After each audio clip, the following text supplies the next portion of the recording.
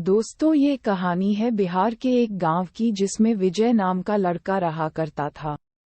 बचपन से ही पढ़ाई में होशियार विजय अपने मम्मी पापा की आखिरी उम्मीद था। विजय के दादा ने अपने समय में बहुत कर्ज ले लिया था, जिसको चुकाने में पापा की पूरी जिंदगी मजदूरी में निकल गई। उनके पास थोड़ी सी जमीन थी जिससे उनका गुजरा हो रहा था।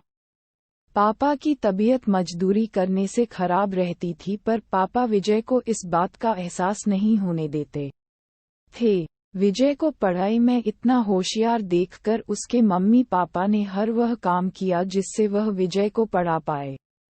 विजय की कॉलेज की पढ़ाई खत्म हो गई थी और वह एक छोटी सी नौकरी करने लगा जिससे उसका खर्चा निकल जाता, और साथ में वह कलेक्टर बनने की तैयारी भी कर रहा था। विजय अपने वक्त का एक मिनट भी फालतू नहीं गुजारता था। विजय ने पूरा समय पढ़ाई और नौकरी में ही लगा दिया।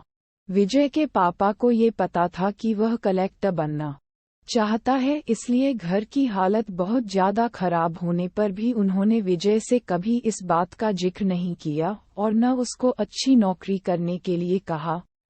लगातार 2 साल तक विजय पास नहीं हो पाया। उसके बाद भी उसके पिता ने अपना घर और जमीन गिरवी रखकर विजय को आईएएस की कोचिंग ज्वाइन करवाई और उसकी नौकरी भी छुड़वा दी और केवल पढ़ाई करने को कहा।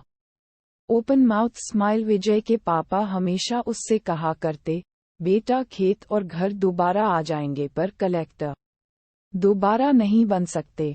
आज पूरे साल पढ़ाई करने के बाद विजय का रिजल्ट आ गया जिसमें वह अच्छे नंबरों से निकल गया था। आज उसके पिता से ज्यादा खुश कोई नहीं था। ऐसा लग रहा था जैसे विजय का सपना पूरा होने वाला है, पर भगवान को कुछ और ही मंजूर था। विजय का कल इंटरव्यू था और सुबह से उसके पापा की तबीयत खराब थी। विजय के पापा उसकी मां से बार बार कह रहे थे कि विजय को मत बताना, और उस दिन देर रात उनकी मौत हो गई। अब एक मां जिसकी गोद में उसका पति गुजर गया और वह अपने दर्द को भुलाकर अपने बेटे की जिंदगी के बारे में सोच रही थी।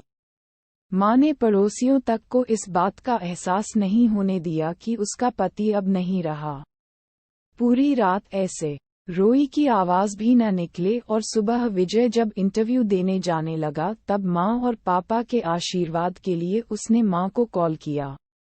मां ने पूरी हिम्मत लगा दी अपना सच छुपाने के लिए और विजय को आशीर्वाद दिया, और जब विजय ने पापा से बात करने को कहा तो मां बोली, पापा अब तुमसे बात नहीं करेंगे, वह कलेक्टर से बात करेंगे। इतनी बात करके मां ने फोन रख दिया। विजय का जब इंटरव्यू हो गया तब उसे बताया गया कि उसके पिता की तबीयत खराब है, उसको तुरंत घर जाना है। विजय को एक पल नहीं लगा अपने पिता की हालत समझने में। घर पहुंचकर पिता के पैरों में गिरकर वह जोर जोर से रोने लगा और कहने लगा, पापा उठो, देखो मैं कलेक्टर बन गया। आज उसके पिता को वह खुशी मिली थी जिसका उनको वर्षों से इंतजार था, पर आज वह इस दुनिया में नहीं थे। भगवान विजय के पिता की जिंदगी में सुख लिखना ही भूल गए थे। पहले वह अपने पिता के कर्ज में जिंदगी भर मजदूरी करते रहे और फिर बेटे के सपनों में फिर घर और जमीन गिरवी रखनी पड़ी। वह जिंदगी में कर्ज लेकर आए और कर्ज लेकर चले गए।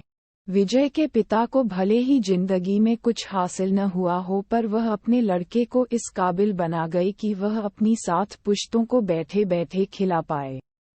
विजय की मां ने जो उस रात किया, जिसको करने का जज्बा बहुत कम लोगों में होता है। जब विजय कलेक्टर बनकर घर आया तब मां ने विजय से कहा, बेटा तुम आज इतने बड़े बन गए हो कि हजारों गरीबों का भला कर सकते हो।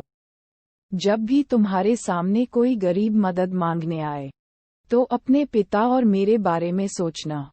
मैं तुम्हारे बराबर पढ़ी लिखी और समझदार तो नहीं हूँ, पर इतना जरूर जानती हूँ गरीब आदमी की बहुत मजबूरी होती है। तुम कभी किसी का बुरा मत करना। शिक्षा। दोस्तों, इस कहानी से हमें ये शिक्षा मिलती है कि वक्त कितना भी खराब हो, हम उसे बदल जरूर सकते हैं। माँ और बाप के एहसानों को हम कभी नहीं उतार सकते हैं। पर हम अपने कर्मों से उनकी इच्छा जरूर पूरी कर सकते हैं। यह emotional sad story in Hindi सच्चाई पर आधारित है। Emotional sad story in Hindi में आपने पढ़ा कि कैसे विजय के पिता का जीवन लग गया उसे कलेक्टर बनाने में। जब भी कोई किसी पोस्ट पर या जीवन में बहुत ऊपर किसी पद पर पहुंच जाता तब उसमें बहुत सारे लोगों की मेहनत और त्याग लगता है। जब हम 2 मिनट में किसी को अच्छा या बुरा कह देते हैं तब हम उसके जीवन का संघर्ष भूल जाते हैं। किसी अधिकारी, नेता या बिजनेस को बुरा भला कहने से पहले उसके पीछे की मेहनत और त्याग के बारे में जरूर सोचें। धन्यवाद दोस्तों, आपको हमारी यह कहानी emotional sad story in Hindi कैसी लगी हमें कमेंट करके